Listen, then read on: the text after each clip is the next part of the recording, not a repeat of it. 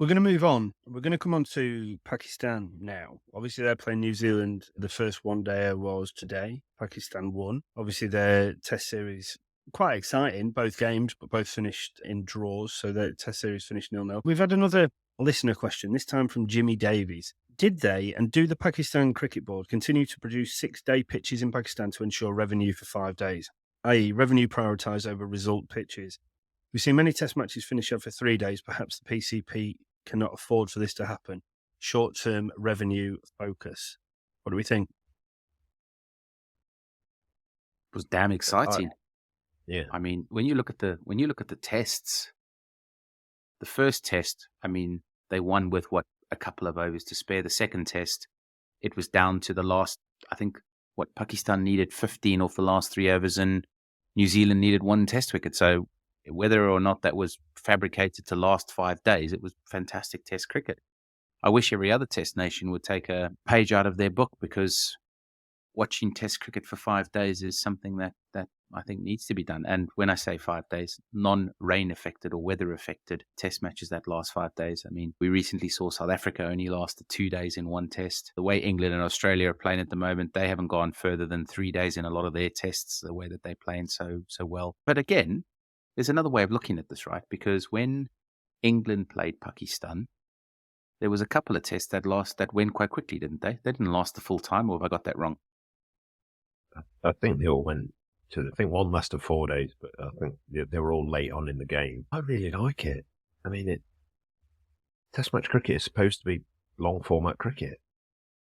It's supposed to have ebbs and flows, and it's down to the players to make sure that ebbs and flow goes. That we seem to have gone away from players being the entertainers, and it's always in more recent times, it seems to have been everyone's blaming the pitch because there's only one way to play Test cricket, and this is how people have done it. Whereas in England and Australia are the 2 guys leading it at the minute. That first pitch in Pakistan was flat. When England played, I mean, they've all been flat, but that one was ridiculously flat. But England knew that they needed to score, and they need to, like Jono said the other week, you're adding time into the game by scoring your runs so quickly. But they knew they needed that amount of time to bowl the side out twice, and scoring at 7 and over on that first day and all this kind of stuff. Players are figuring out that this is an entertainment business, and if you don't entertain people, your format's going to die. We talked about this, all the stuff going up around the world at the minute, and like you say, the Big Bash and players leaving. If people aren't entertained, which some of the Big Bash hasn't, you look at some of the attendances in the crowd, and yes, I know Australia's a big ground like we discussed last week, but even some of the football and the Olympic stadium grounds, they haven't been anywhere near full. For the first few years of the Big Bash, every seat, every ticket, every game was pretty much sold out. Whereas now, so there's obviously a feeling that it's either there's too much cricket or it's too expensive in Australia, I don't know, or whatever, but you've got to find a way of attracting people to it, and that's on the players. It can't be down to administrators, it can't be down to groundsmen. At the end of the day, if there's no money in the game, there's no game. And so if that Pakistan wave getting money, and it's down to the players to keep it going as well, because they get paid a lot of money to be involved in the sport, and if the money dies, their career dies with it. Can I look at it from a slightly different point of view? Not because I'm being argumentative at all. I'm just thinking about it from maybe in a different way in which the question was posed, and maybe that I'm just thinking about it from a slightly different perspective. I think that the test matches, the pitches for all of the 5 tests that we've seen in Pakistan would have lasted 6 days had they have been played in the traditional way in which Test cricket has been played before the last 7 months. Okay? I think in the first test, Babra made what I referred to as a ridiculous declaration. That was the only way that the cricket became exciting. I also think that in the most recent test, New Zealand and Team Saudi will be kicking themselves because they scored something like 20 runs off 10 overs when, keeper, remind me, and Blundell, and who was the other one? Spinner, Bracewell, basically just stood there and blocked the schnauzer off it for 10 overs. Only then did a message come out of, this is on day 4, right, lads, kick on, we want to make a declaration because we want to shove them in for 3 overs before the end of the day. And they ended up, Pakistan were 2 for none, weren't they? New Zealand will be kicking themselves. But I think what the point that Jim's trying to make is the pitches are so benign that actually, in both of those games, it's due to a brave declaration by Babar Azam that made it exciting. And actually, New Zealand, Tim Southey made a poor declaration by leaving it go on 10 overs longer than it should have, because in extra 10 overs, there would have been result. Either Pakistan would have got 14 more or New Zealand would have got a wicket. I think the way in which Bazball or Stokes and McCullum, or however you want to put it, whatever phrase you want to put to it, they have created a monumental shift in the way in which captains and coaching staff, head coaches are now going about their cricket. I don't think had Bazball come to pass that Babar Azam would have made that declaration in the first game. And I actually don't think that I think Southey would have made probably an even worse declaration in order to make sure they secured the draw in the second game. So I actually think the pitches could have gone 6, maybe into a 7th day. So I think I agree with Jim on the point of the pitches. I think the pitches have been dire. I think it's actually down to the captains and them being a little bit more brave in trying to force a result. That's why the games have actually been perceived to become exciting, because otherwise I think they could have been just really drab affairs. So I actually think he's right in terms of the wickets themselves. We already know Ramiz Raja, although he's been fired, was talking about getting drop-in pitches put in because the quality of pitches in test matches in Pakistan aren't going to force results. There's no bounce, there's no carry. I know for years and years they've not been well known for that, but they have deduced themselves that the pitches aren't good enough for good quality test cricket. Yeah.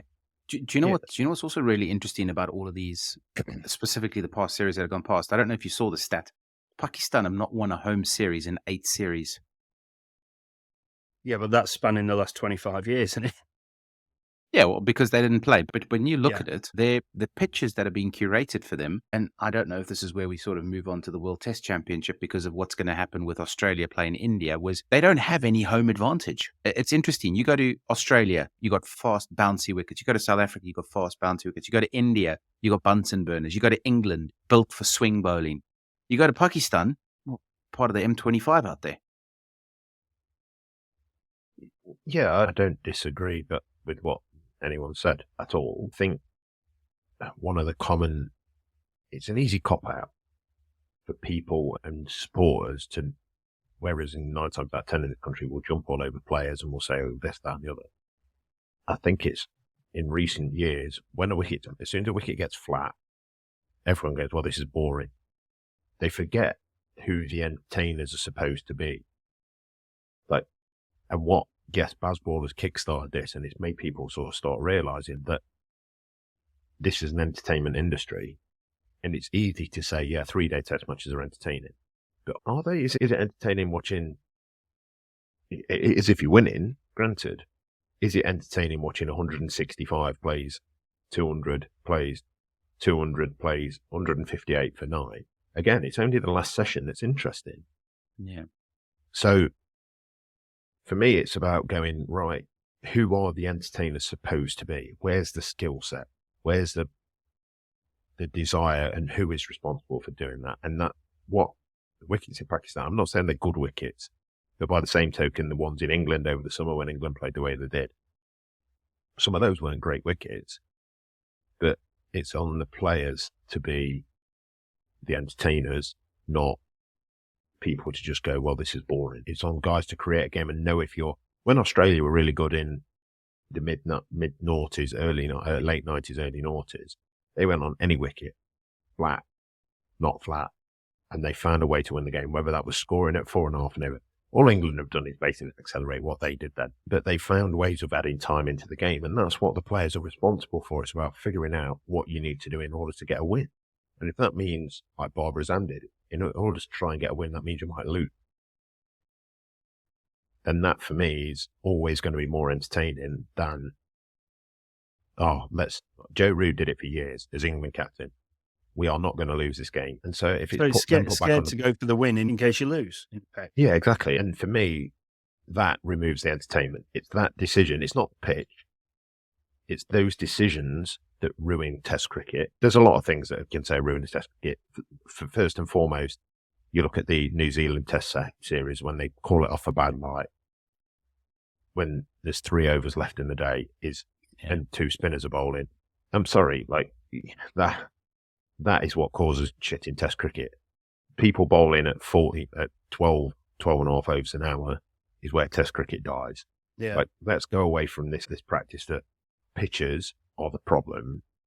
No, the people who are involved in Test cricket have been the problem, and people not wanting to lose has been an issue. And yes, maybe it's this Test Championship, maybe it's worked an absolute treat, and it's the ICC coming in as an absolute groups of geniuses. I doubt that. But I like the fact it's on the players. I like the fact all of a sudden the declaration is interesting. I mean, it's been happening in county cricket for years, where you'd have a day of rain and all of a sudden in 3-day cricket or 4-day cricket, and they've got to try and force a result because they know that draws don't matter. Draws kill you in county cricket. So because of the way that side you both point declaring their first innings once upon a time. It's like, oh yeah, we've got 2 days left. We'll both declare in our first innings. Both declare, yeah. And let's make a game of it.